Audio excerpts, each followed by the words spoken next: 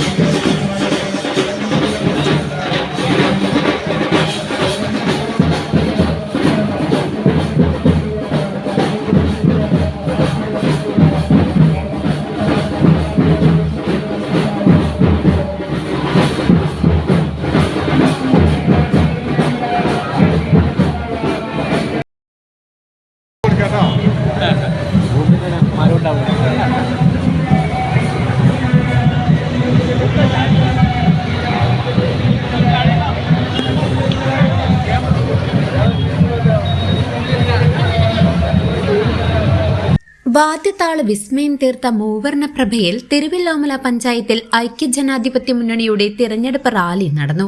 നിരവധി അനുഭാവികൾ പങ്കെടുത്ത റാലിക്ക് ശേഷം ചുങ്കം ബസ് സ്റ്റാൻഡിൽ വെച്ച് നടന്ന പൊതുയോഗത്തിൽ UDF പഞ്ചായത്ത് തെരഞ്ഞെടുപ്പ് കമ്മിറ്റി ചെയർമാനും ഇന്ത്യൻ നാഷണൽ കോൺഗ്രസ് മണ്ഡലം പ്രസിഡന്റുമായ S. രാമചന്ദ്രൻ അധ്യക്ഷത വഹിച്ചു. മുൻ ഗ്രാമപഞ്ചായത്ത് വൈസ് പ്രസിഡന്റും കോൺഗ്രസ് മണ്ഡലം പ്രസിഡന്റുമായ PR. പ്രഭാകരൻ, ജില്ലാ പഞ്ചായത്ത് സ്ഥാനാർത്ഥി PM. മനീഷ്, M. ഉദയൻ, വള്ളി C തുടങ്ങിയ പ്രമുഖ നേതാക്കൾ സമ്മേളനത്തെ അഭിസംബോധന ചെയ്ത് സംസാരിച്ചു.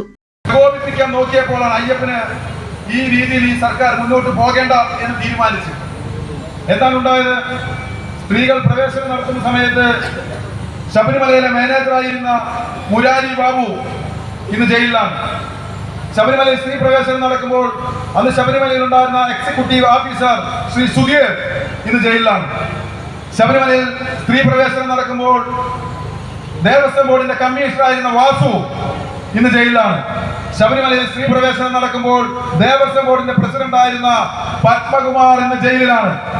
ഇനി ശബരിമലയിൽ സ്ത്രീ പ്രവേശനം നടക്കുമ്പോൾ കേരളത്തിന്റെ മുഖ്യമന്ത്രി പിണറായി വിജയൻ മാത്രമാണ് ജയിലിലേക്ക് പോകാൻ ആരംഭിച്ചത്.